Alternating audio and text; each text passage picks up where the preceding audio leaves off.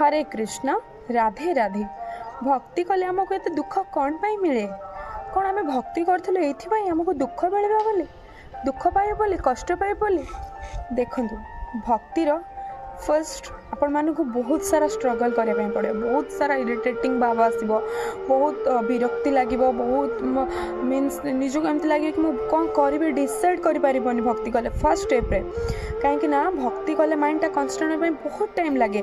जमती जो आम साबुन लगाते देहर से कौन हुए, फास्ट आम देहर मैला बाहर जाए, तापर आम कौन सुंदर लगती कि सफा हो जाए। सेमती जो आम भक्ति करती आम भर अशुद्धता को, आम भर मलिनता को, आम भर किसी पाप गुण को भगवान दुख माध्यम ही आमठू दूरे दिखती। कहीं से आमर अशुद्धता शरीर माने अशुद्धता को दूर करके शुद्धता शरीर को आमको एक्सेप्ट करती।